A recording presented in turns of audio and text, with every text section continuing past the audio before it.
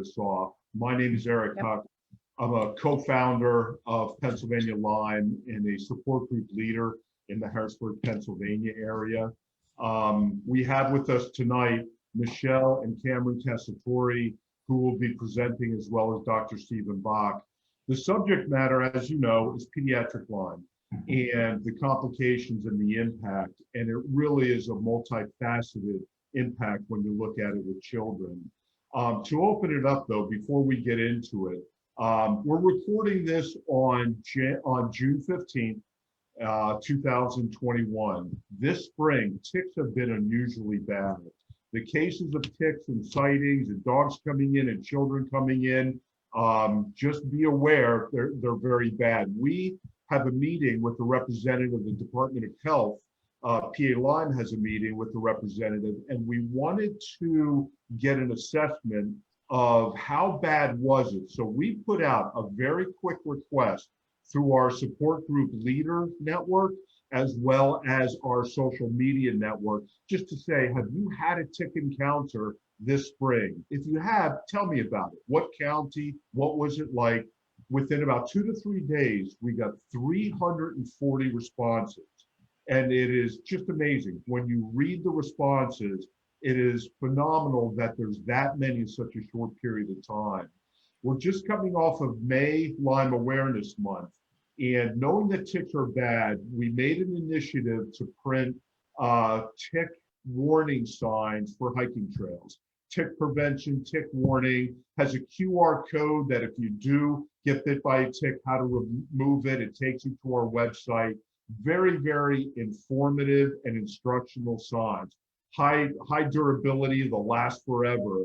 We printed 500 of them, thinking we would that would last us for quite a while. They went in less than a month, in probably 3 weeks. We were giving 5 out free because we got grant money to be able to do that. After that, you would pay as you go. We are going to be printing another 500 signs. So if you represent an outdoor group, or you know hiking trails down by the creek, rivers, wherever you go that you know there are tick-infested areas, you can go to our website to see if the signs are available. So with the nature of our mission, PA Lyme, to raise awareness and education, a couple of other things to be bringing to everybody's attention is if you go to our website, there's more information on our Dare to be Tick Aware tick and Lyme prevention seminars. The programs cover tick ID, habitat, their behavior, protection for yourself, for pets, for your yard, how to remove a tick, what do you do? It is very, very, very instructional. So if you would like a free webinar in your area, if that's allowed in your area, or a seminar would be live, a webinar we can do remotely, you would just go to our website and look for the Dare to be Tick Aware section. If you'd like to become a facilitator, where you are certified to present the Dare to be Tick Aware tick prevention, Lyme prevention seminars, just send a request to info@PA Lyme. So those actually have been going very, very good. In addition to the seminars that we are doing, forgive me. We want to make you aware of a tick check song. The nature of being outdoors in areas that there are a lot of ticks. The lion's share of infections happen in your backyard. The lion's share are children going outside, playgrounds, and it's not like you're hiking the Appalachian Trail, it's really just in your backyard. A lot of people feel that they're safe. What we recognize is there is a need to train children, teach children how to do a tick check when they come inside. So we have partnered with Lou and Dan and the Invisible Band and Invisible International to put together a tick check song. The steps are really very easy. You can go to our website, as you can see, watch the video. It's fun, it's humorous, it's catchy, it's an earworm. You'll be singing it the whole day. You wish you hadn't done it. And that's the start. We would love for you to download the song clip, and then you can actually upload you or your group actually doing the dance, going through while the music's playing, and actually go through the choreography of the dance and record yourself. We are having groups from around the world, and that's no kidding. We're hearing from people in Australia. We've heard from Canada. We've heard from Bay Area Lyme in California. We're starting to get some traction for this to get out there and become viral. We believe that's important. When you have done that, we would ask that you would just post and tag it, and just tag us at Tick Check Challenge, and then challenge 3 friends to do the song also. We're going to be creating a library and archive all of the recordings that we get to make it more of a promotion. We started this in the month of May, and it's already starting to get a lot of traction. So if you are a coach, if you run children's groups, if you're outdoor, if it's soccer, if it's fishing, if it's Girl Scouts, Boy Scouts, if you're a leader or you are an individual that's responsible for children that are outside, you would want them to view this video. You would want them to go through the dance so that they know how to check their hair, their ears, their neck, their armpits, go through the song. And then you would want to make sure that they remember it. While you're going through that process, record yourself. It's easy to do. You can do it 20 seconds, 30 seconds on an iPhone, and then upload it and send it to us. You will go a long way in protecting those children that you are in charge of. Just really in closing, if you have been really watching a lot of these viral Lyme impact sessions, we started when COVID hit us. So we started up in April. We took what used to be our local network, working locally in local support groups, doing monthly meetings, and we transitioned, as many businesses and organizations have, to become more viral. And hence having this monthly virtual Lyme impact session, we probably have 50, 60,000 views. So the way this works is you have an opportunity. Those of you that are watching on Facebook live stream, welcome. Those of you that are watching on Zoom, welcome to you as well. The majority of people go to our website and they watch the videos from our website, or they go to our YouTube channel and they download and they watch the videos. There's a whole library where we have archived all of these educational Lyme presentations. All of this comes, unfortunately not free.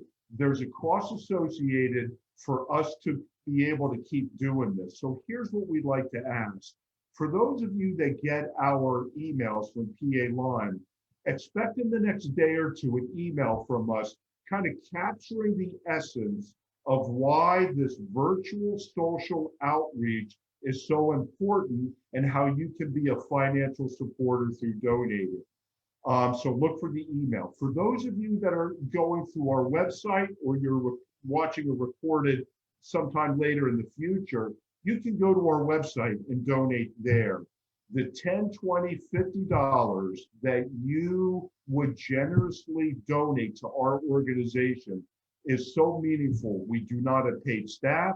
We've got really a very small list of dedicated, committed support group leaders and board members, and that money really finds a good home. We really spread the resources in Pennsylvania. So just by a way of opening, thank you for listening. I want to really now just turn it over and start our presentation. So what we thought for this evening was to hear through the eyes of a young person, child, adolescent that has gone through the pediatric Lyme experience, somebody that's actually lived it, and that's Camryn Cassetori. We thought there is value to those of you that are parents and you're going through this right now. Knowing what to know and applying what you learn is very important. So in addition to a first person presentation, we also have Michele Cassetori, Camryn's mother, who is going to give her sense of it, what she learned along this Lyme journey as a parent. So what I'll do first is introduce Camryn. Camryn Cassetori is a student athlete attending Francis Marion University in Florence, South Carolina. She just completed her freshman year, enrolled in the honors program, where she's doing a double major in English and business. She's the vice president of the honors program and completed this year with a 3.9, which is phenomenal, Camryn. I don't know how you do that along with everything else that you do.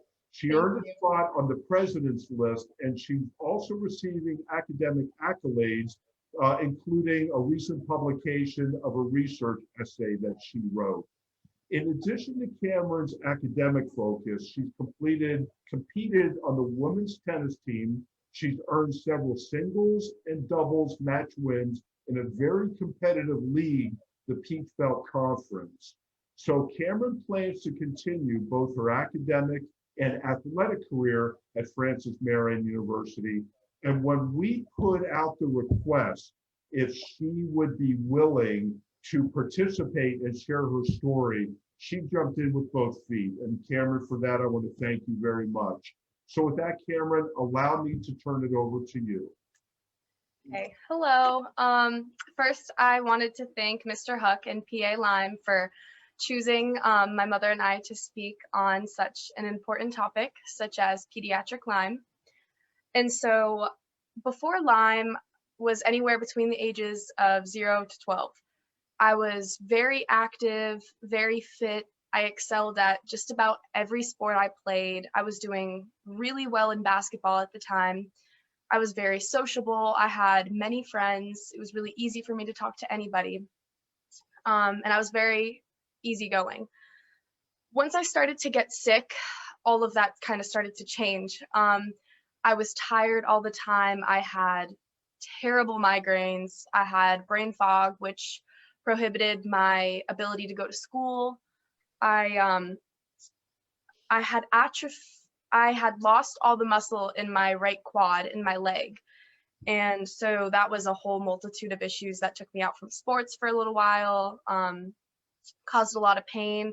I was very irritable. I had started to develop really bad OCD, and I started to get a little depressed because I wasn't able to do all the things that I normally would be able to do if I weren't sick. So originally, when I started to get sick, I had gotten an infection in my ankle, and they actually thought I had cellulitis. And so I was on 2 rounds of steroids at 12 years old. I was just about to go into my 7th grade year of middle school. And we couldn't understand why the infection just wasn't going away. And then miraculously, after 2 rounds, it just started to go away, like very randomly, like out of nowhere. And so as the year went on, you know, I started to develop really serious symptoms. I was having a really hard time getting to school every day. My mom would come and wake me up, and she'd be telling me, Camryn, you know, you have to get ready for school. And I just would not get up. And she'd come in and she'd tell me, Camryn, what are you doing? 20 minutes ago, you told me you were getting up. And I'd be like, Mom, no, what? I don't remember you coming into my room at all. Like, I don't know what you're talking about. And so it just started to spiral downward. And so eventually I had my annual doctor's appointment, and we requested a Lyme test. And sure enough, it came back positive. All the strands were positive. It said that my doctor told me we had late Lyme disease. And so eventually, after going through all of that, the steroids and the confusion as to what was wrong with me, we eventually got a proper diagnosis. But I unfortunately was undertreated. I was only given 28 days worth of doxycycline, and I was told I was cured. And sure enough, a couple weeks later, my symptoms came back just as strong. So, you know, my mom kept searching, and thankfully she found Lyme literate medical doctors, and she found PA Lyme, which has been an absolutely amazing resource for us. But it's very safe to say that the conventional health system really didn't help me. They just didn't. So once we found my Lyme literate doctor, I started treatment, and I've had a multitude of treatments. I started off at one point, I was taking over 100 pills a day. My breakfast pills alone would be like 26 pills. I was taking 100 pills a day, as I was also getting IVs through my arm, just, the normal pick through the arm. And then I was also taking powders and serums, and I had to detox and all those other fun stuff. And so eventually we decided to try IV antibiotics. So I got a port put in my chest because as a tennis player, I didn't want to have a PICC line in my arm because I wanted to continue to play tennis. So that meant that twice a day, my mother had to come and infuse me with a butterfly needle.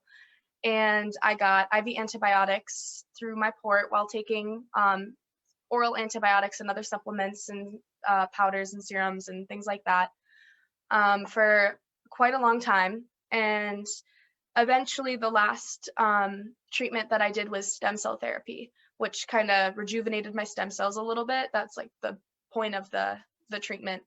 And that was about 6 years of my life, from the ages of 12 to 18. That was basically my life, just in and out of doctor's appointments, in and out of treatments, getting treatment. When I'm not getting treatment, probably sleeping. That was mainly my life, my childhood. So I would say the darkest impact was definitely mental, partially because, I wasn't able to physically do the things I wanted to, like play tennis and exercise and excel at sports, like things that had come so naturally to me. And, also because I had missed out on a lot of social things. I wasn't able to go to school. I missed out on certain proms and school sanctioned events just because I didn't feel good. And so my life was really put on hold for 6 years, and I missed out on a lot of growing experiences that most kids go through, during that age time, because, you're in school, you're learning things, you're socializing, but I was forced to grow up at age 12. I had to remember to take my pills every day and watch what I was eating and know exactly what was in my food and make sure I was getting proper rest. So I missed out on a lot of things that most kids are able to experience during those ages and that time. But I was definitely forced to grow up at a young age. So some really big things, with getting better is you need resilience and determination. You need to be committed to your health, because if you're not, the disease will take over, and you definitely need to be determined. And I know that it's really hard to be determined, especially when you're not feeling well and you're just so sick of it after year 2, maybe even year 1. But that's why it's also really important to have a very strong support system and a strong family with you to push you, or that you can lean on when you can't stand, literally when you cannot stand on your own. So having determination not only in yourself, but also from the people around you that are encouraging you and want you to be better is really important. Some words of wisdom that I would give to people who are going through this and who have gone through this is that what happened to us is completely unfair. But we were given an opportunity to rise above our illness and to prove to all the people, the doctors, the friends, society, our family, even to ourselves, that we are stronger than the crosses we were given to bear. Let's prove everyone wrong who doubted us, including ourselves. I think it's really big to be able to say, like, I wanted this, I wanted to get better, and you actively took steps to that every day. You're committing yourself to your health, and that's really important, especially because, we are given this opportunity to rise above something and really make a difference, and I think that's really important, especially to just being committed to yourself. The things that I would want people to remember is all the times that you wanted to quit, but you didn't, or all the times that it seemed really hard, like it was unbearable, like you were at your breaking point and you just kept going. You found that little extra bit of strength down in your core and just kept going, because ultimately, if you can overcome something like Lyme, you can overcome anything, even if you're not officially over it, but you're through the worst of it. That in itself is an accomplishment. Waking up every morning and deciding to take your medicine is an accomplishment. taking care of your body, taking care of yourself, turning down an invite to go out because, you know, you don't feel good, honoring and listening to your body, that is a win. That takes a lot of courage. And I think it's really important that we remember those things because, you know, ultimately we have ourselves and we have to take care of ourselves. And I think it's a beautiful thing to be able to really take care and honor the body that you were given. So something that I really learned about life through this process is that you should never take your health for granted. So many times when I wasn't feeling my best, I really wanted to just, I wish that I could go back to those days when I was able to play tennis for hours a day, multiple times a day, you know? So I think really just appreciating your body and everything that it's capable of doing and everything you're able to do, you know, even if it's just going on a 5-minute walk, you know, appreciate it that you're able to walk, you know? There were a lot of times that people wish they could go on a walk, even if it's 5 minutes, 2 minutes down the hall. You know, there's a lot of times when I was really ill that I wished, you know, I could do some of the things that I used to be able to do. So I think that's really important. And I also think it's really important to appreciate the people in your circle, your family, your friends, people in your support system that have encouraged you and helped you along through this journey.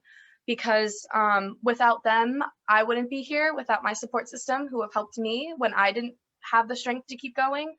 And so I've learned to appreciate the people around me who have also dealt with the illness just as much as I have. And I've also learned to really appreciate my health. Thank you. Thank you. You that was awesome. I mean, Thank you. I really appreciate the time you took for that. Michele, allow me to introduce you properly. I've known Michele for probably 6-7 years. She is a PA Lyme, Northeast PA regional leader. She was formerly on the board of Pennsylvania Lyme. She's also a certified facilitator for the Dare to Be Tick-Aware program. We ran a patient conference in the Harrisburg area 6 years ago, and Michele came up afterwards and said, I want to start working with your organization. And that's really a common way that people plug in. But more formally, Michele's a licensed and registered occupational therapist. She has 30 years of clinical experience.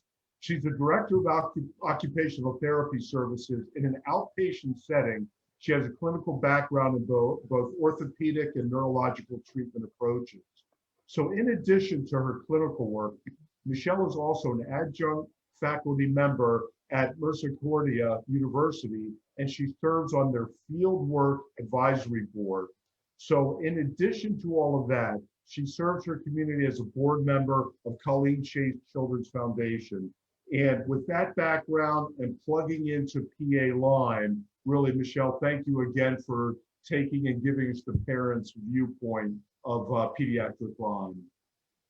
Thanks, Eric. I'm happy to have the opportunity to talk tonight along with Camryn, and I'm so glad that we're at a point now in our life where we can have these kinds of conversations. You know, as you can tell from Camryn's story, Lyme had a huge impact on our family. I mean, it was really like a wrecking ball. And it wasn't even just Lyme. It was Lyme, and Camryn was dealing with 𝗣𝗲𝗰𝘁 and Bartonella. And the single tick bite that she received, that we know of, that she received, really sparked a lot of viral activity within her body as well that she needed to deal with. So it had just a tremendous impact. And as a parent, initially, you know, I felt really guilty because I did not connect these dots sooner. We spent an entire year back and forth to the pediatrician's office with a variety of symptoms. And I never realized that those symptoms were actually signs of a condition, which turned out to be a tick-borne illness.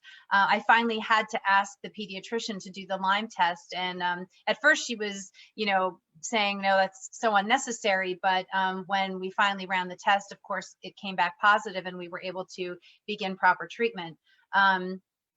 You know, once I began understanding the real gravity of Camryn's condition, I got kind of angry and I really, you know, as a mother, I kicked into fight mode. So I really wanted to seek answers. I wanted treatment. You know, I wanted to restore her health and get back the little girl that we had the year prior, you know, that active, happy, outgoing little girl that we had. So in order to do that, I took on many roles. I was a researcher of sorts. I just started, spending hours reading and looking things up on the computer. And that's when I came across PA Lyme, and I immediately registered for that patient conference, and was probably one of the single most important decisions I could have made, because it led me to some really solid answers and some solid healthcare practitioners that were able to help us. In addition to all the time I spent on research, I became a direct care provider for my daughter. I was sorting pills. I had to learn how to take care of her port, how to infuse her. I remember my hands shaking the first time I had to do it, because I was so afraid I would make a mistake. I also, I had to become a Lyme educator to our family, to our friends who didn't understand, why Camryn wasn't better yet. I had to become a patient advocate, particularly for the school. I contacted an educational advocacy attorney at one point, because I really needed to find out what the obligation was of the school and what our rights were at that point, to make sure that Camryn continued to get the education that she deserved, that she wanted to work so hard for. But it needed to be with accommodations, because she could no longer attend, in the regular capacity that she had been before. So, taking all those roles on certainly had consequences and impacts. I think one of the obvious impacts of Lyme disease for all of those out there that are dealing with it is financial. I would say in our 7-year battle with Lyme disease, we spent over $200,000 out of pocket. That included, treatments and travel for treatment, because we had to travel. It would include hotel stays. There were times when we stayed in hotels for several days to get treatment, and that included meals out of the house. You had to purchase your meals, gas money, just so many little expenses that really, really began to add up. And during that time frame, I started decreasing my work hours. As Eric mentioned, I've been a clinician for over 30 years, very dedicated, always working, usually 2 jobs, working in the clinic and doing some adjunct teaching at the university. And I had to decrease my hours to a point. There was a stretch where I took a 5-month leave of absence, because when your child has a port and you're infusing them twice a day, and they are so ill that they can't even get up to get themselves at times to the bathroom or to get clothes on, you have to be there. You cannot walk out the door and go to work. So I took a leave of absence. So, that was definitely part of it. And certainly there were lifestyle changes for our whole family. The way we ate, like I needed to learn an entire new way of cooking. I needed to change even where I went grocery shopping, because it wasn't even just about like eating healthy, like no sugar, no gluten. It was at one point, no sugar, no gluten, no dairy, no nightshade vegetables. It was, there were certain nuts at one point, almonds, she couldn't tolerate almonds. So, I was constantly trying to create menus at home that were healthy enough for Camryn and tasty enough for everybody in the family to eat and feel full. So, that was a whole other element that I needed to take on. And, through no fault of her own, or mine, our mother-daughter relationship changed. I really became more of a caretaker and kind of case manager almost. And so we didn't have, the opportunity to just have that regular mother-daughter relationship for a long time. And Camryn's, physical condition and her emotional condition very often dictated what we were able or not able to do as a family. So my husband and I really had to have a lot of conversation and really make great effort to continue to celebrate the things that deserve celebrating in life. Because, despite tick-borne illness, birthdays still come, holidays still come, graduations still come, communions still come. So, and we have 2 other children, one older and one younger than Camryn, and they needed us too. Somewhere in the course of this 7-year ordeal with Lyme, our then 13-year-old son tore his ACL.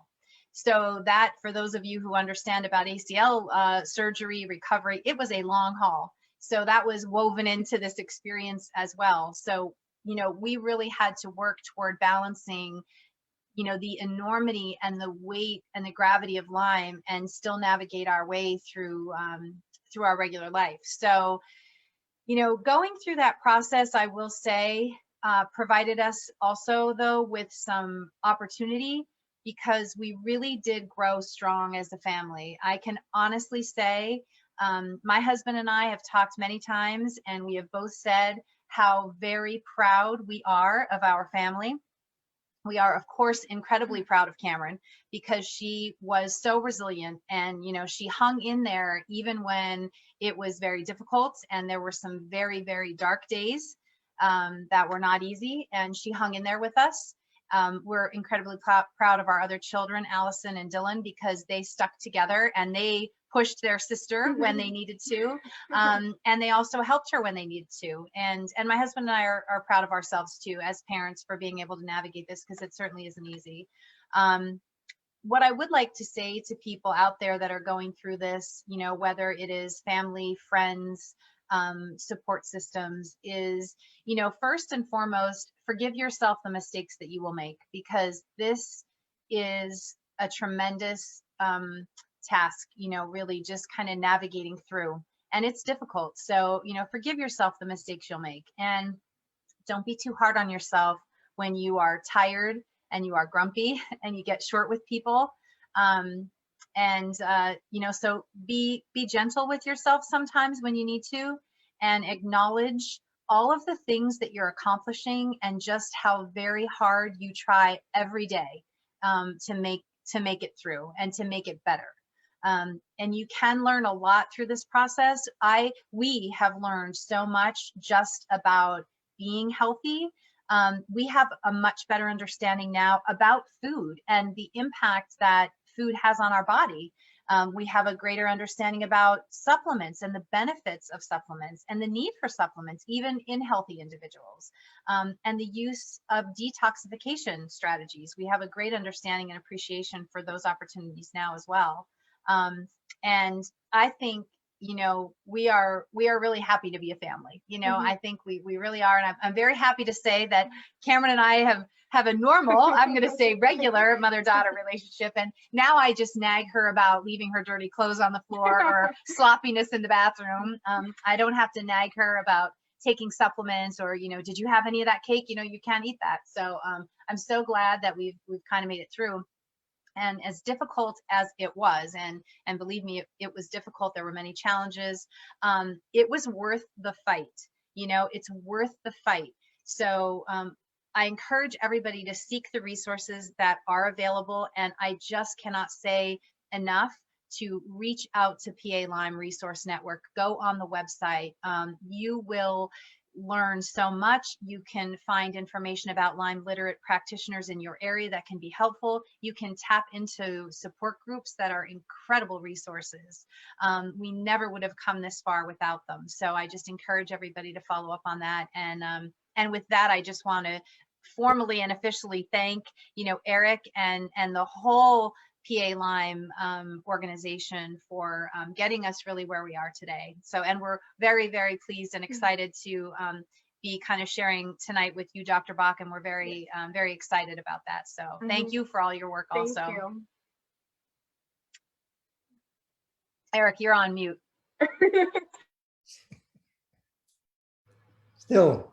That was wonderful. That was very good, Michele. Thank you. And Camryn, thank you as well.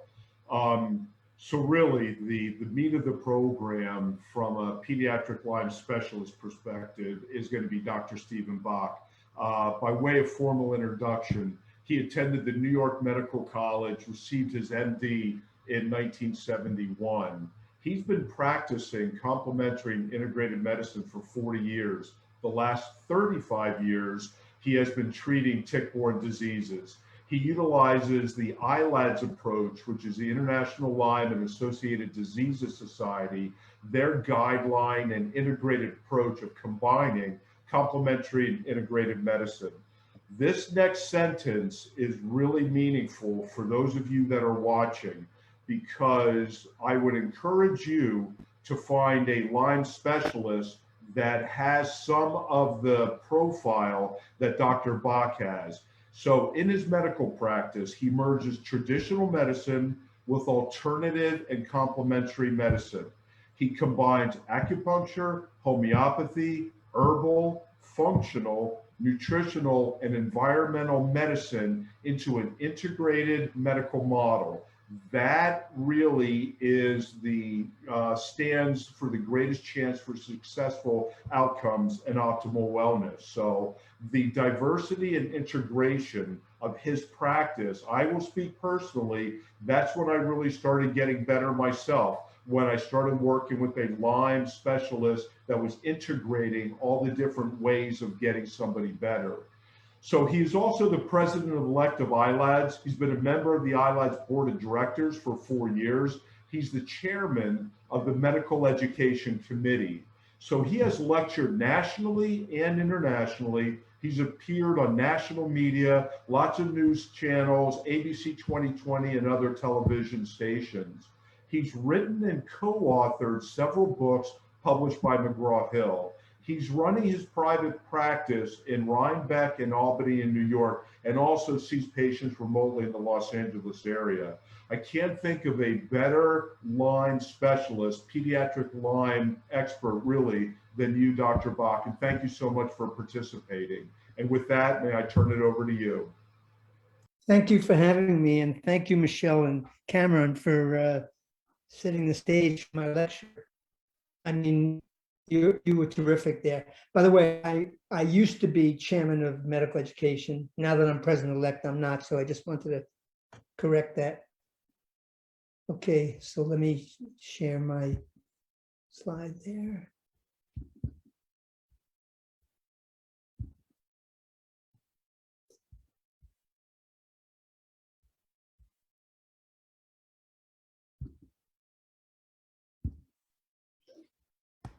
Okay, so I'm going to talk about pediatric tick-borne disease and beyond.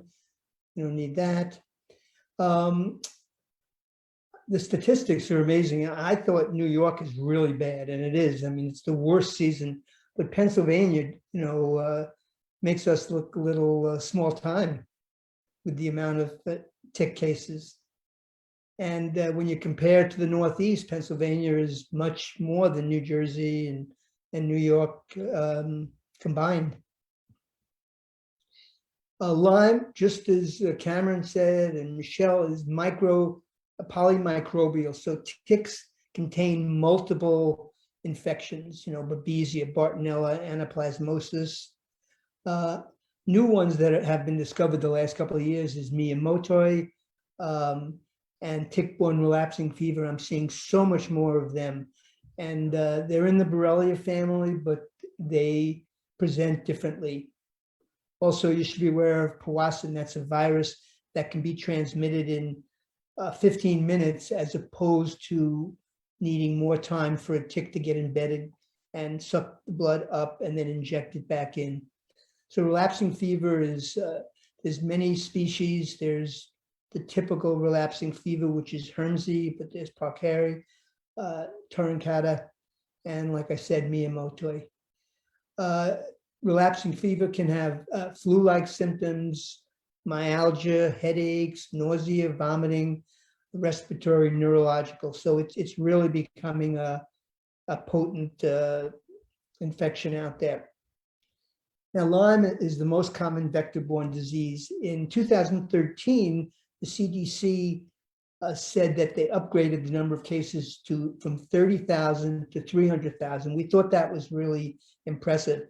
This year, they just upped it to 476. Now, during my training, syphilis was what we call the great pretender. It could mimic many diseases. Lyme now is the great pretender.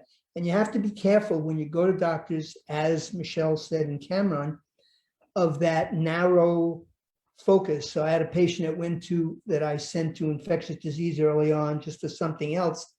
And they said, I have Lyme disease. And he ran out, got the book and said, look, no EM rash, no swollen knee, you don't have Lyme. So that's a real myth. So tick bites, you have to be, as Eric said, you have to be aware of tick bites, how long they're attached when you talk to your doctor, whether they're engorged. factors in you, like whether a woman is pregnant or immune suppressed, what antibiotics you might use, depending on if you can test the tick. Of course, you won't get that back for 3 or 4 days. You may want to go on like a doxycycline for, 3 weeks at least. I treat a EM rash for 6 weeks, but if you have a tick bite and it's been on for a substantial time, I start with 3 weeks. You always got to look for the bullseye, but it doesn't always look like a bullseye. And what can be done? Well, as you heard from Michele and from Camryn, as doctors, we have to listen, listen, listen. In medical school, we learned that the diagnosis is given to us 90% of the time in the history. We just have to listen. The lab is only supportive. If you think clinically that someone has Lyme and you get a test and the test is negative, it doesn't mean anything. You treat. I got this comment below from a Missouri physician. He's died, Dr. Masters. He saw a Lyme in Missouri, and the CDC said there's no Lyme in Missouri. So when he used to lecture ILADs, he said, I renamed the disease, it's Lyme disease, because there's no Lyme disease. And his statement was that absence of proof is not proof of absence. And that's a mantra that I always use, because tick-borne disease is a clinical diagnosis, and you always have to be in the question. And what I do is I tell people I don't treat Lyme or co-infections. I treat the person that has Lyme or co-infections. So this is an 18-year-old female adolescent that I took care of years ago. And she was seeing a Lyme literate doc and treated with doxycycline and aching, fatigue. She then developed many other symptoms, including vertigo, hypertension, which turned out to be POTS. She saw a pediatrician, had a Lyme test, which was negative, saw a pediatric neurologist, saw ENT because she had vertigo, saw a pediatric infectious disease, told it's not Lyme. Her testing was equivocal. When I saw her, she then had pain in her soles, shin pain, anxiety, air hunger, symptoms that I consider, even without the testing, indicative of 𝗣𝗲𝗰𝘁 or Bartonella. So I treated her quickly on top of what she was taking with 𝗟𝘆𝗺 and Malarone, and treated her for months, and she recovered and went to Johns Hopkins and graduate school, and she's doing great, as Camryn is. So in cases of chronic symptoms, again, think tick-borne disease. Consider your exposures. If you're living in an endemic area, how many physicians has your child seen? Review the diagnosis. Look for patterns. It's all about patterns. Is it a Lyme, and they overlap, but is it Lyme disease, Borrelia? Is it Bartonella? Is it 𝗣𝗲𝗍, or is it tick-borne relapsing fever? Many pediatric cases don't have an EM rash. Also, a lot of the testing is very insensitive, even with good labs. And remember that Lyme disease can lead to fatigue, can lead to fibromyalgia, and those diagnoses, you can't end with those. So Lyme testing is unreliable. Tests can be negative for years. You can get false negatives. You always have to think of cyst forms where they hide out, and cell deficient forms where they hide out in the cells. They may not be picked up in the serum, and they can upregulate your immune system for autoimmune, or they can suppress your immune system, and your body won't even make the antibodies, so you'll have a negative diagnosis. So Lyme disease, multi-system disease. The reservoir is the nervous system. You have fatigue, sleep problems, migratory joint pains, temperature dysregulation with sweats and fevers, headaches. Lyme can be a headache anywhere, but a lot of times it's in the posterior part of the neck, as opposed to 𝗣𝗲𝗍, which is in the top of the head, and Bartonella, which usually is in the front. You don't stick with those, but those are general things. You get muscle weakness, twitches, cognitive problems, anxiety, depression, psychosis, neurological numbness, tingling, dizziness, palpitations, GI, visual. It goes from every system in the body. Neurological disease can span the gamut: headaches, stiff neck, personality changes, learning disabilities, Bell's palsy, school phobias, ADHD symptoms, autistic syndrome, and limbic system dysfunction, where it goes to what they call the amygdala, which is the seat of your emotions and stuff. So kids can get rageful, anger, and then a couple of minutes later, they're terrific. So it's really, you have to understand that this is physiologic. I'm not going into big diagnosis, but I like to present this triangle that shows kind of the progression. ELISA screening is the tip. That's 49% accurate. That's like flipping a coin. So a lot of labs will do the ELISA first, and then they'll do a reflex Western blot. I never do that. I always order just both the ELISA and the Western blot.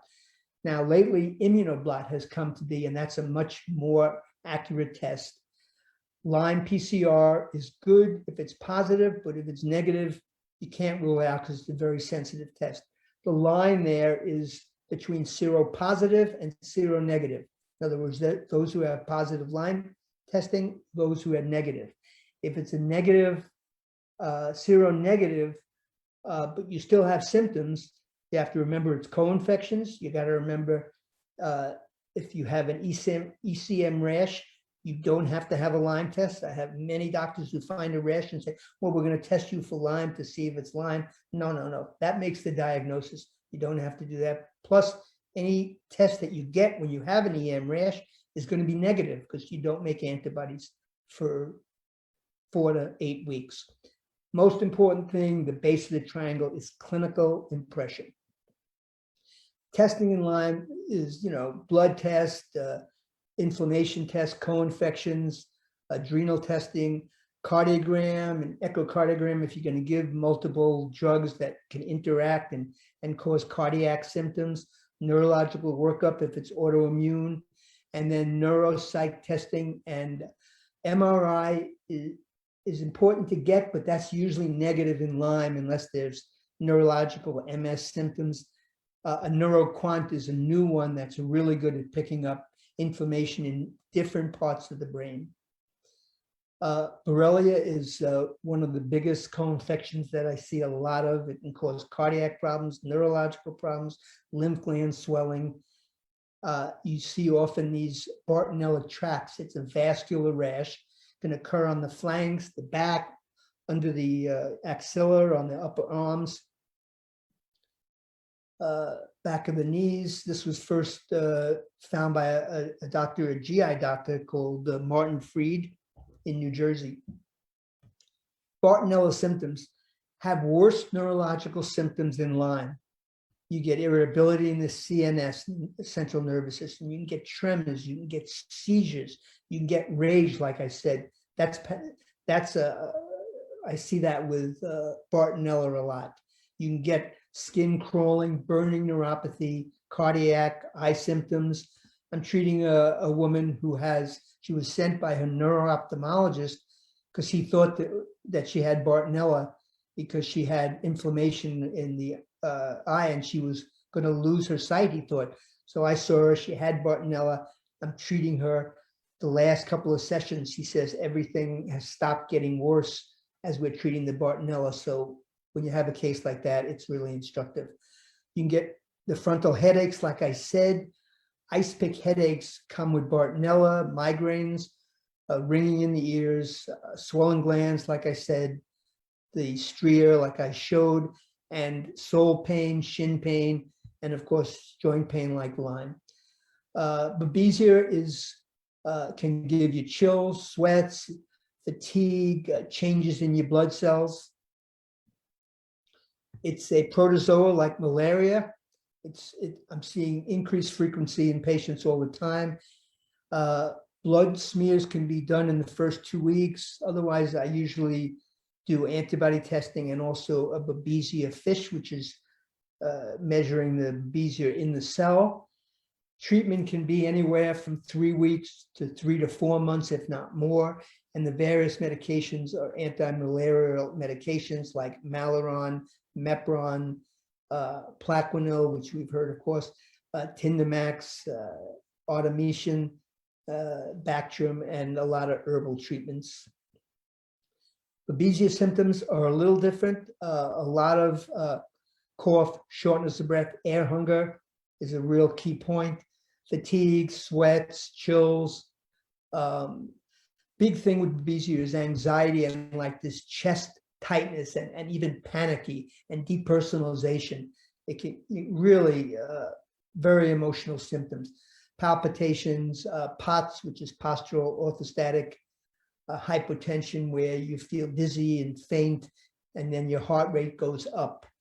Vertex headache, like I said, and GI dysmotility. So you can have problems where your GI stops. A friend of mine who's a GI out in California sent me this female actress, and she had horrible GI problems. And when we found that it was babesia, we treated the babesia, all her GI symptoms went away. So what's going on? Cases are skyrocketing, increased number of ticks. I can't believe how many ticks. I go out to my pool and I get a tick without even touching the grass. There's multiple tick pathogens, there's late or misdiagnosis, multiple effects on pediatric patients, immune problems, inflammatory problems, gut issues, like I just said. You always have to think of food allergies, mast cell activation. That's where your allergy cells get sensitized and you put out a lot of histamine, and you could even be bothered by high histamine food. So you have to go on a diet. You may have to take antihistamines or high levels of vitamins like quercetin and luteolin. And then mold can intersect with Lyme because they both get detoxified in the same pathways in the body. So you always have to look, if someone's not getting better, is there mold? Environmental factors, chemicals, what they're exposed to, stress, social breakdown because their kids are isolated, and especially the last year with COVIDs, and decreased support. It was great seeing Michele and Camryn because many kids get it, but a lot of kids' families, they have parents who feel different. The mother might be supportive, the father might be saying, this thing's going on. There's no such thing as this Lyme for like 2 months or a year and stuff like that. And so denial of illness by friends and family is very isolating for patients, and it's something that we all have to be aware of. I like to use something that I call the wheel of function. It's from my acupuncture training, which is yin and yang. So the yang is like excess. So on this part of the wheel, you have infection, fungal infections like candida, yeast, co-infections, viral, things the body has to get rid of. Then on the other side, you have fatigue, sleep disturbance, nutritional deficiency, immune deficiency, endocrine problems. So you can kind of visually map out where a person is according to this and decide the priorities for treatment. Simplified Lyme causes infection and inflammation, and it interacts in the body at the cell membrane. Everything happens at the cell membrane. That's where all your receptors are. That's where all your chemicals impact on your brain and your nervous system and your cells.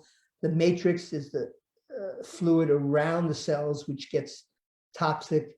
And the microbiome is your intestinal flora, which get changed by the antibiotics. So you have to take different kinds of probiotics to handle that. And then endocrine support, immune support, and then always I find patients have to be detoxed. I had a 15-year-old patient that came to me, grade A student. She had a 1.5 year history of anxiety and depression, personality changes, panic feelings.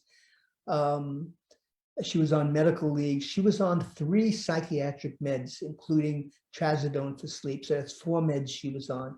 She was a basket case, and the parents were like Michele in the beginning there, didn't know what to do. Interestingly enough, when I sat down with them in the first interview, I said, what do you know about Lyme? And they're very well educated. In fact, the father owns a media company, and said, I don't really know much about it. So by the time I treated her, like Michele, they became very interested and well knowledgeable about Lyme. Well, anyway, she had some of the co-infections, 𝗟𝗺𝗃 and Bartonella positive. She was negative for Lyme. I treated her with doxy and rifampin, which are oral. I had her on IV cephalosporin for 10 weeks, and she had a complete recovery, off the meds, back to school, and doing great. So you have to think of Lyme when someone has sudden psychiatric problems. Whoop.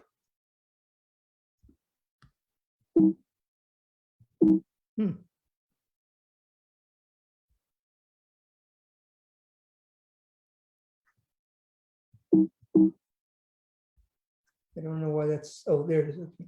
So Lyme disease in the brain. So you get immune activation, and in the brain that leads to neuroinflammation, inflammation in the nervous system. And that results in a leaky blood-brain barrier and brain inflammation. And this is amplified, as Camryn said and Michele said, by other things like viruses, Epstein-Barr, cytomegalic, HHV6, which is a chronic fatigue virus, mold, herpes 1, candida, dysbiosis in your intestines, and dental infections. Any one of those can amplify your inflammatory markers, and this can result in cognitive dysfunction, like I said, anxiety, depression, depersonalization, and then emotional lability, which can be that limbic system dysfunction, which there are many things you could do with that. And that could also lead to autoimmune encephalitis and PANS and PANDAS. Gee, I don't know why I'm having, excuse me, I'm having problems advancing it.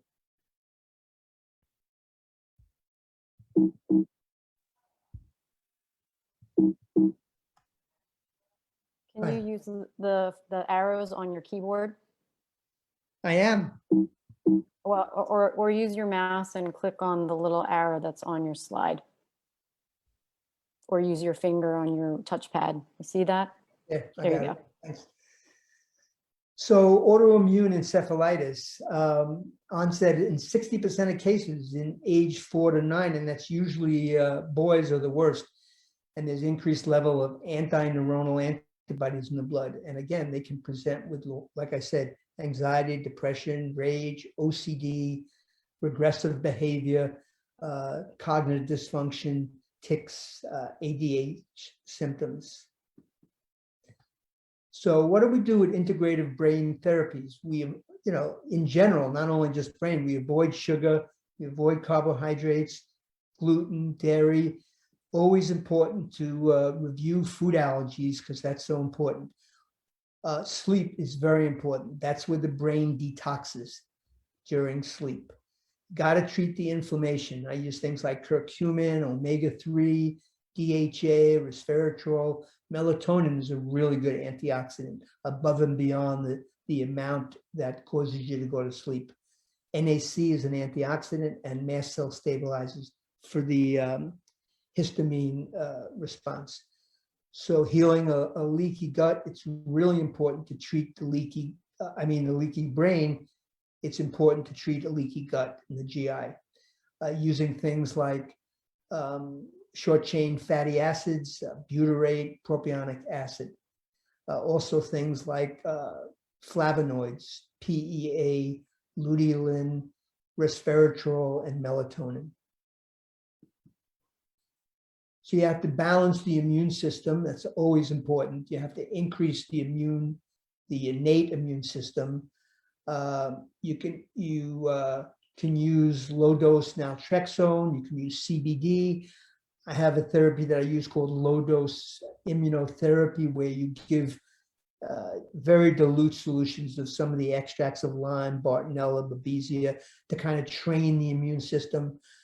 I use a lot of light therapy. I have, after antibiotics, I sometimes find people need help with their immune system. So I do IV ozone, which I feel really effective. Then I use many herbs. Some of them are ashwagandha. Rhodiola, I find, is a great herb, not only for the adrenals, but it's very good for a depleted nervous system. And you always, no, I shouldn't say always, but most of the time have to treat the mitochondria. The mitochondria are the factories in your cell that make energy. And a lot of times Lyme really does a number on that. Plus the antibiotics can really affect the mitochondria, because the mitochondria got into us billions of years ago, or millions of years ago. So the mitochondria are like almost bacterial structures that we incorporated. So antibiotics kill bacteria, they can affect the mitochondria. And I use things like CoQ10, NAD, NMN, resveratrol, alpha-lipoic acid. Ways to enhance cognitive function. L-acetylcarnitine is a brain antioxidant. I use a substance called phosphatidylcholine, both IV and orally. 50% or more of your nervous system cells, membranes are made of that. You always have to think about balancing neurotransmitters, what work with the chemistry in your brain. So catechols are your fight or flight. Serotonin is your calming and sleep. So a lot of times you have to look at balancing some of the precursors like tyrosine and 5-HTP. And then general things for neuro-enhancing nutrients like glycine. Theanine is a great relaxing amino acid, and magnesium is always important for the nervous system.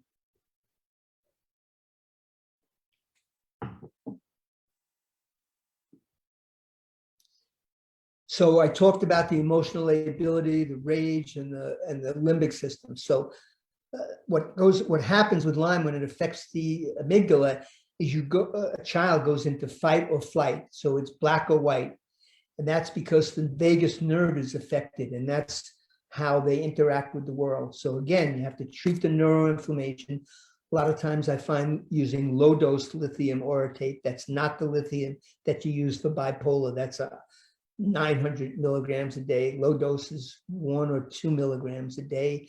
There are certain programs that you can use. I happen to use this one that you can use at home called CES, cranial nerve stimulation. It's really good for stimulating the vagal nerve. Also, biofeedback is good. I use a typical one called IASIS, which is a homeopathic biofeedback. I had a young girl that I treated that came into me. She was cutting. Parents were distressed. She was cutting herself.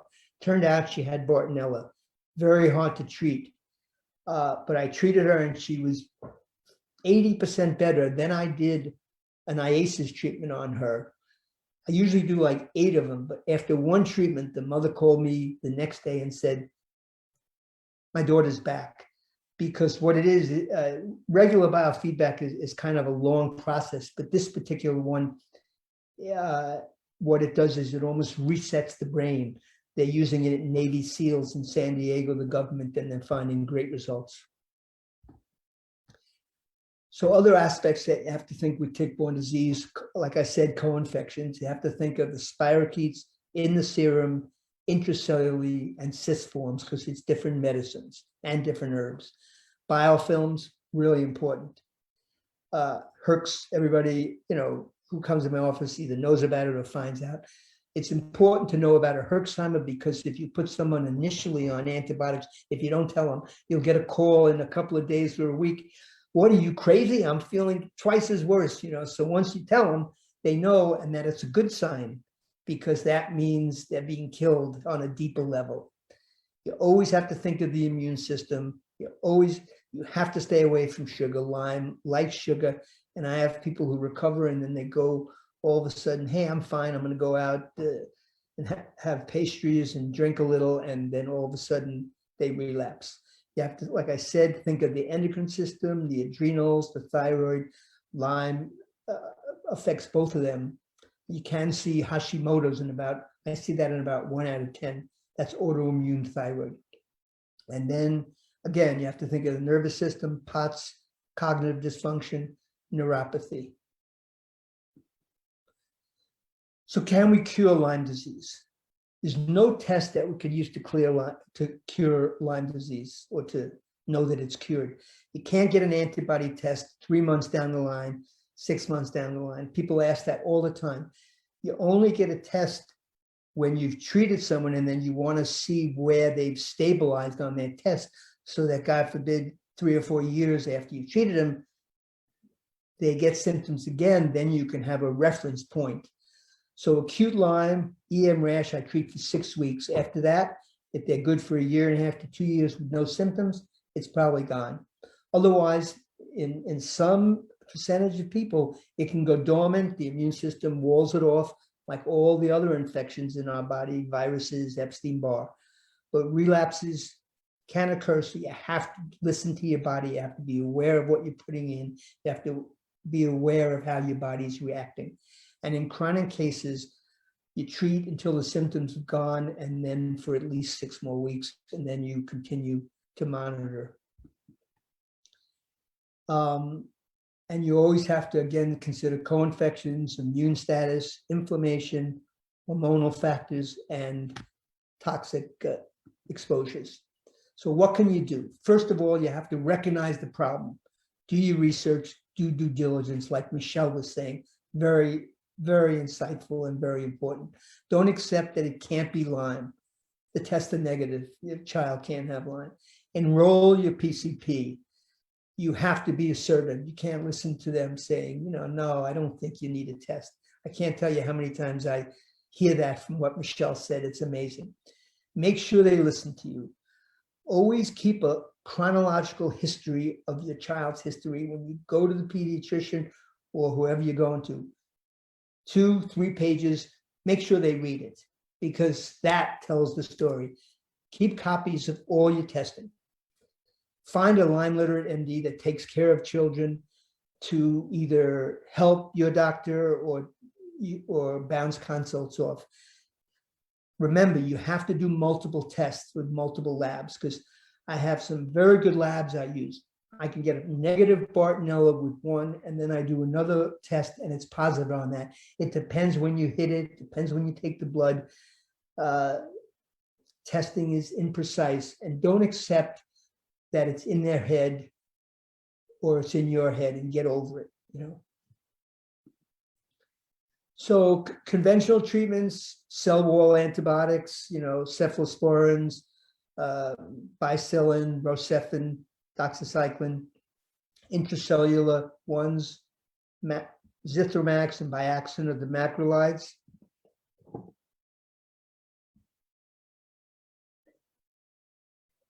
Then you have to think about cyst forms using Tindamat, Flagyl, Plaquenil, etc. And the significance for HERCs, I said that. And then pulse treatment.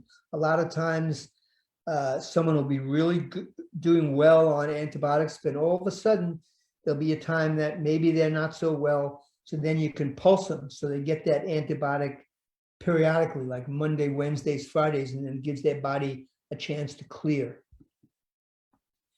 So integrative treatments, again, repeating it, assess the present function, status of infection, status of their metabolism, toxicity and detox, the immune system and inflammation, status of their nervous system, cognition, sleep, their energy. Always important to assess GI because they are on antibiotics, and that can really create candida problems and things like that. So again, elimination diet if they have food allergies, low sugar. Yeast-free diet if they're on antibiotics for an extended period of time to make sure they don't have yeast. Low histamine diet. Nutritional, herbal, and homeopathic remedies according to the case. I use detoxification all the time. There are many herbal remedies that work good, but that I usually give either supplementing the antibiotics and afterwards. Now when I did integrative medicine 40 years ago, I was seeing pediatric kids that were on 30 rounds of antibiotics over a couple of years for ear infections. So I really was getting people off of antibiotics. Then 35 years ago, when I got into Lyme, I realized, wow, I'm on the other side of the fence. These kids need antibiotics. I just saw a person from Colorado this afternoon who's been treated for Lyme by a couple of practitioners for 4 years with herbals. And my question to them was, how improved are you? I'm about 5 or 10% improved. You mean you're on 60 medicines, nutritional herbals, you haven't been on any antibiotics, and you're 5 or 10% improved? They need antibiotics. And then you always have to think of molds, chemical exposure, and neurotoxins, which mold is, but also Lyme creates neurotoxins. And then I said before that I use either ozone or phosphatidylcholine. A new thing that I've been doing the last year is SOT. That's an mRNA treatment, not like the vaccine, which some people, have difficulty with, but that's been a real game changer. So detoxification from a Lyme perspective, you have to think of what is our aim? Eradication of microbes responsible, obviously, for the disease, using antibiotics, herbals, removal of toxins. Clear the matrix, stabilize the membranes, like I said. Treatment that supports and stimulates the body's own regulatory systems. Recognition of the natural causes of illness in the body, and understand what health is and how to restore it and what's optimal health so you know where you're going. How do you tell if a Lyme patient needs antibiotics or needs detoxification? So if they're not getting better on antibiotics, herbals, diet, think like they're not being detoxed enough. If they're having Herx reactions all the time, if they have increased bowel symptoms, if they have recurrent yeast infections, if they have different symptoms than they usually have with their Lyme, their 𝗣𝗲𝗱𝗁, or their Bartonella. And then you can also tell from doing certain tests like organic acids, which we're not going to go into today. Then I like to look at things always in levels. You're treating with antibiotics, you're treating with herbals, you're detoxing, you're building them up if they're weak. Underneath our biochemistry, we're all energetic beings, so I do some energetic treatments, but I thought this would be a good slide to show that. So I have some myths that I'd like to share. After a tick bite, a dose of doxycycline, 200 milligrams, prevents Lyme. If a patient has an EM rash, you can wait for symptoms or a positive test before treating. Lyme disease can affect the sinuses, lungs, or GI tract. Persistent infection and/or co-infection are not relevant factors in tick-borne disease. Wrong. A negative spinal tap rules out Lyme disease. Lyme disease patients should have no input in their diagnosis and treatment plan. There's only one guideline for Lyme disease, IDSA, and that's wrong. ILADS has a guideline that's also out there. Most infectious disease specialists are Lyme literate, and the CDC criteria must be met for a positive diagnosis of Lyme disease. Treatment of antibiotics for 2 to 4 weeks results in 100% cure with Lyme disease. Wrong. And the biggest thing I found is if a patient has symptoms resembling Lyme disease but negative test results, it can't be Lyme. Wrong. And that is it.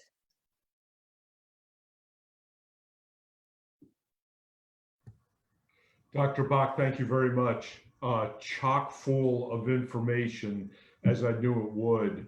I've been getting text messages from people that are watching this, making comments and asking questions. Amy, if you're on the line, so for those of you that are still with us, you can ask questions in the question answer. If you go down to the bottom of your screen at Q&A, ask any questions, and if it's specifically directed to either Michele, Camryn, or Dr. Bock, let us know. So Amy, do you have any in the queue? Yeah, I have one to start with here. Let me just grab that.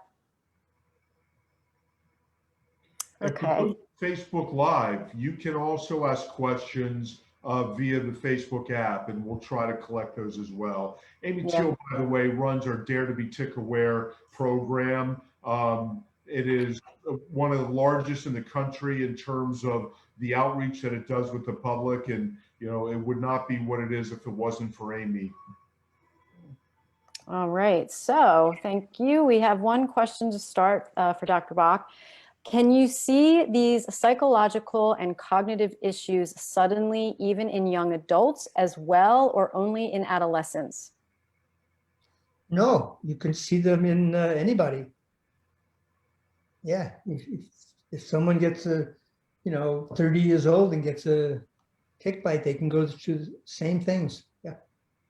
Okay. Another one is about co-infections. Why are co-infections not typically tested for?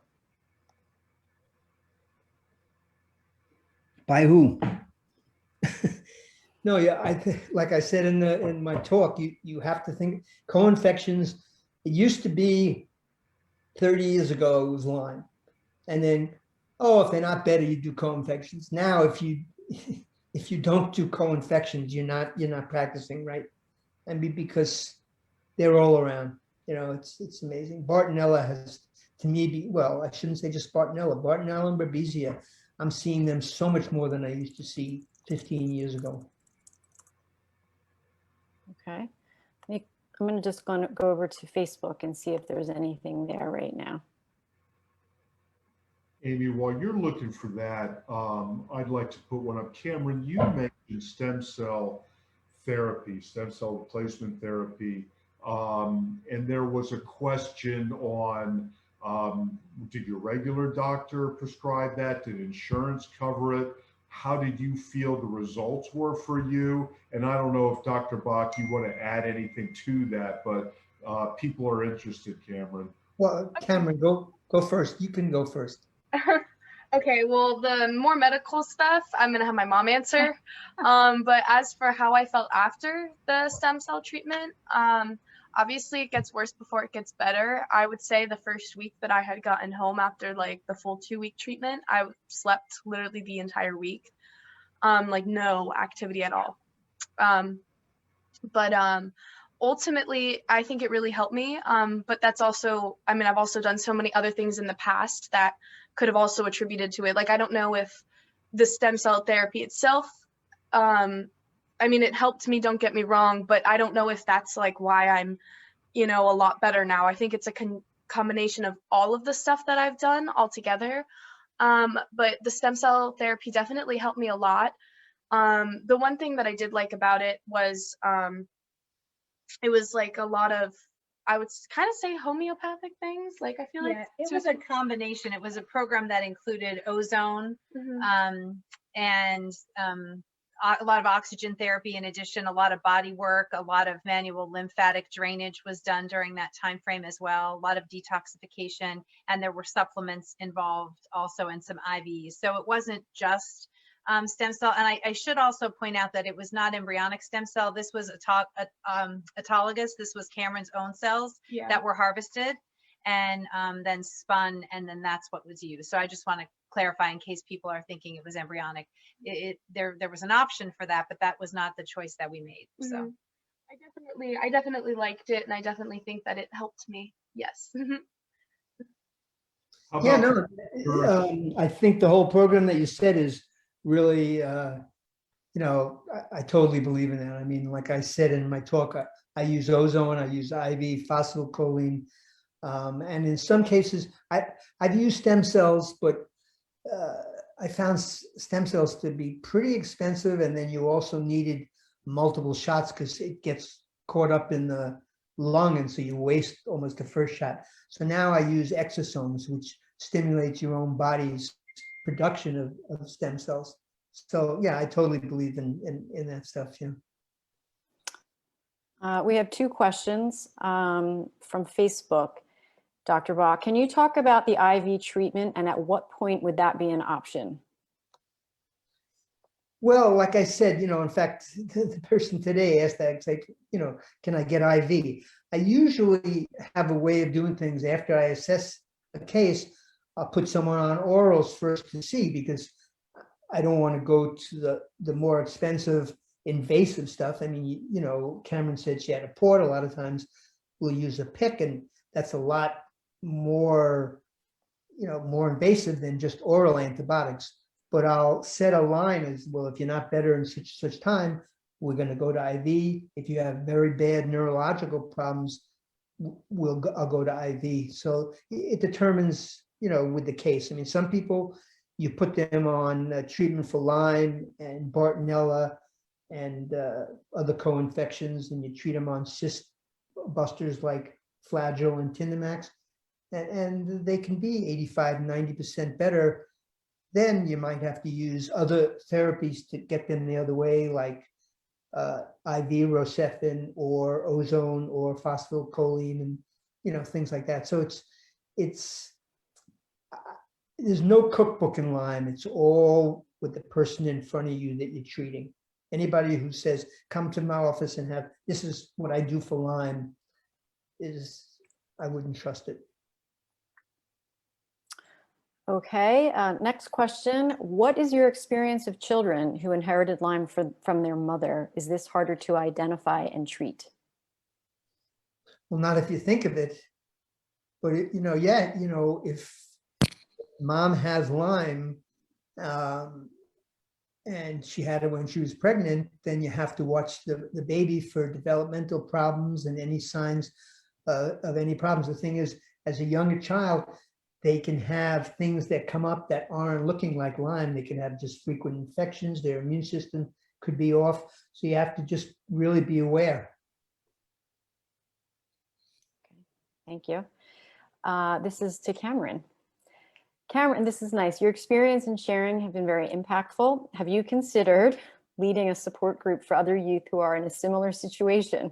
Oh, wow, that is really nice. Well, my mom actually has a support group in our area. So we do have a group already, but I think I'm definitely interested in it. It's just, you know, right now I'm only going to be a sophomore in college, and part of the time I'm in South Carolina. Most of the time, I should say. I'm there like 5 months at a time. But so I think once I'm out of college and I have more time and I'm in a more like stable setting, it would definitely be an option. And, you know, I definitely, you know, things like this, little things that I can contribute in, you know, I definitely will. And, you know, I'm always open to anyone who is around my age, or anyone really who feels like they could connect with me. They're always welcome to reach out to me, or, you know, text me. And hopefully, yes, when I am in a bit of a more stable part of my life, hopefully, yes, I can. But yeah, my door's always open to people around my age who are who need someone to talk to or something like that. Yeah. That's great. Okay, this is now again for Dr. Bock. When a Herxheimer reaction occurs, do you recommend pushing through or slightly backing off? Would you suggest a binder at that point? Well, you know, like when I see a patient, I'll say, you know, this is what a Herxheimer is like. You could have one in the next couple of days up until 3 or 4 weeks after you started antibiotics. And so that I would not like them to have a sustained Herx, but the fact that they're having it can reinforce, wow, this is Lyme and this is what's happening. Because if you don't tell them, they say, what are you talking about? You know, and I give people things to modify a Herx, like I'll give them Alka-Seltzer Gold. I'll give them H2 Absorb. It's a free oxygen. I'll give them charcoal. I'll give them glutathione, you know, things to stop. What the Herx is different than binders. The binders are for toxins, but the Herx is like an inflammatory reaction stimulated by the antibiotics. So you want to quell the inflammation. The Herx is a lot like we're seeing with COVID and long haulers. So it's interesting how more a spotlight has become on Lyme Herxes since COVID, because now a patient's saying, well, what's happening in COVID is just what's happening with me, with my Herx, you know, so it's interesting. Okay, this one, I took ceftriaxone, I think I'm saying that correctly, to get at what's at the back of my head and neck. It's not helping. What would you recommend? Well, you know, you just have to go to your doctor and tell them that fact, because there's something, it depends. I mean, it could be a co-infection, it could be something else, it could be structural. You know, I examine my patients, I do acupuncture, so sometimes I find someone who isn't better in some region. Maybe there's some spasm that's still there, maybe there's something that has to be detoxed. So it's on an individual basis. You have to find out what's happening. I have a question actually for the females, especially young women whose hormones may start to kick in. Do you see any interesting cycles or correlations and exacerbation of tick-borne disease symptoms with those fluctuating hormones?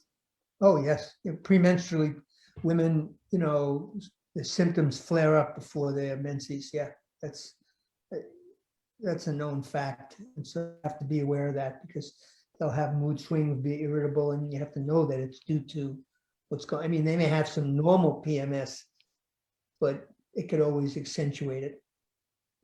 Mhm. And do you see any sort of changes in their hormones for some women in terms of menstruation being affected? They stop menstruating, or it's heavier and it gets, And not only do you have the symptoms, but it can affect estrogen and progesterone. So a lot of times, if women don't sleep, it related to their hormone.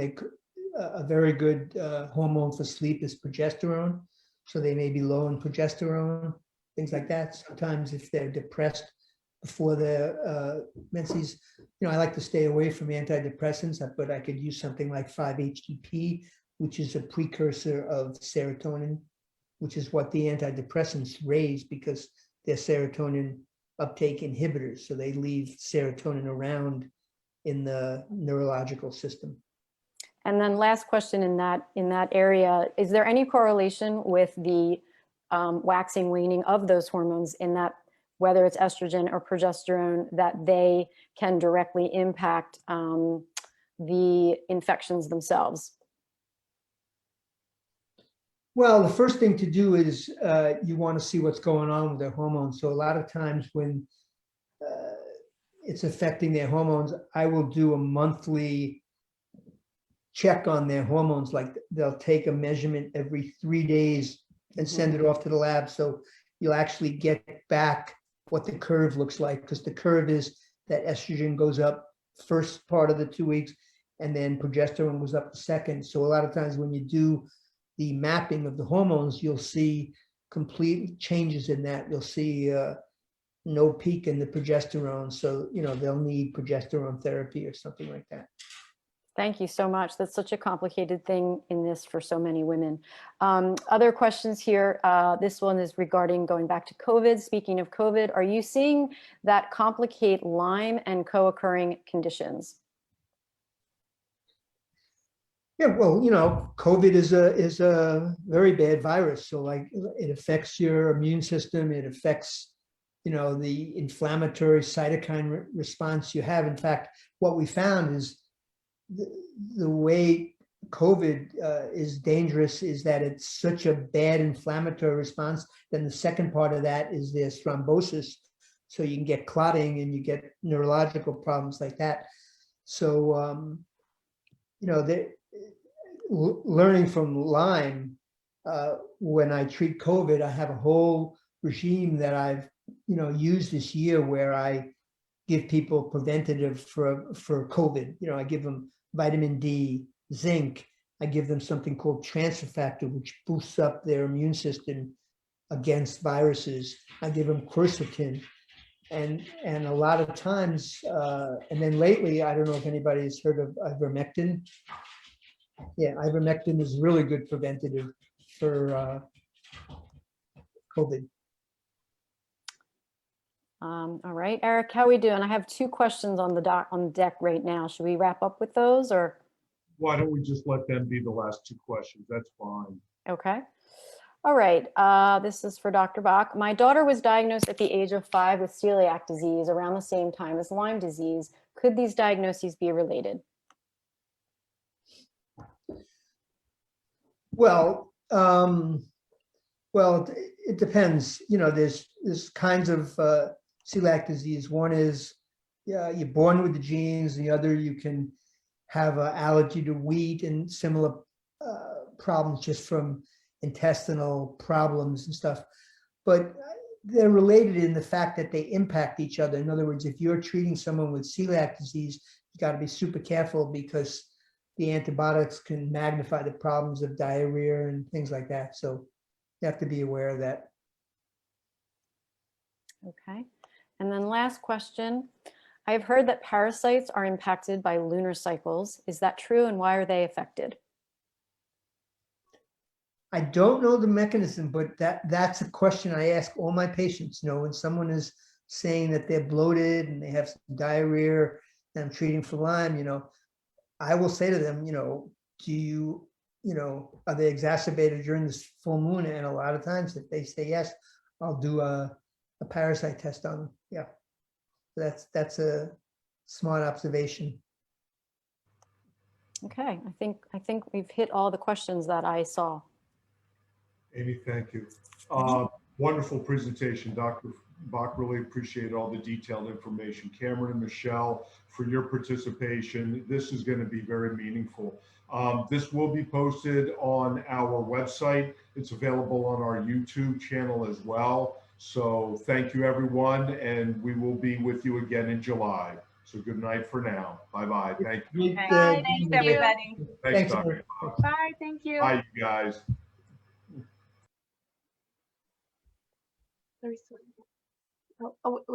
Dr. Bock, I had a question quick, actually. Sorry. So since I have been sick, is it likely that my children will, if I have children, is it likely that I will pass Lyme down to them? Or well, that's my first question. So I guess I'll go with that. And then the second one's related to it. You have to be monitored because you had such a bad case. Mhm. Like what I said in the talk, and I don't know if I got on it particularly.